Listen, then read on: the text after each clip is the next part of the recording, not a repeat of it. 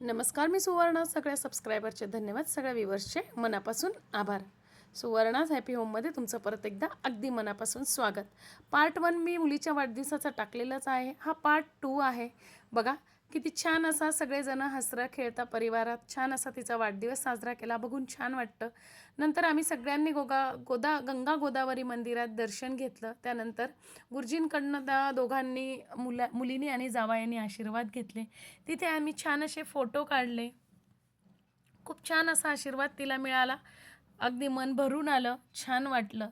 त्यानंतर आम्ही बहिणींनी मी पण छान असा फोटो काढला आणि नंतर आम्ही हॉटेलवरती जेवायला गेलो. जावयांनी छान अशी पार्टी दिली. सासूबाईंनी तिचे औक्षण केलं तिला छान. सासूबाई पण खूप छान आहेत, हौशी आहेत आणि दोघींचं छान जमतंही पण. दोघी एकमेकीला छान समजून घेतात. नंतर या तिच्या आजी सासूबाई आहे. आजी सासूबाई म्हणजे तिच्या सासूबाईंच्या आई आहेत. त्या पण खूप हौशी आहेत. खूप आवडते ती त्यांना आणि तिलाही ते आवडतात. सगळा परिवार छान सांभाळून घेतो एकमेकीला. तिला ते सांभाळून घेतात, ती त्यांना सांभाळून घेते. बघून छान वाटतं.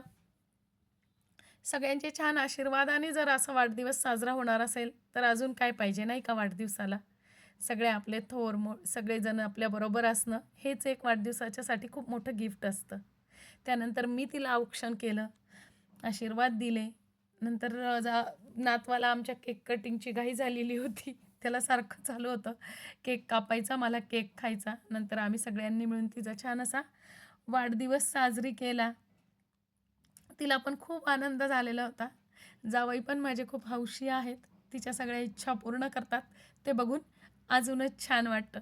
असंच हसत खेळत तिला सगळ्यांचे आशीर्वाद कायम असावे आणि या क्षणाला तुमचेही आशीर्वाद तिला मिळावे म्हणून मी छान असा पार्ट 2 पण टाकलेला आहे.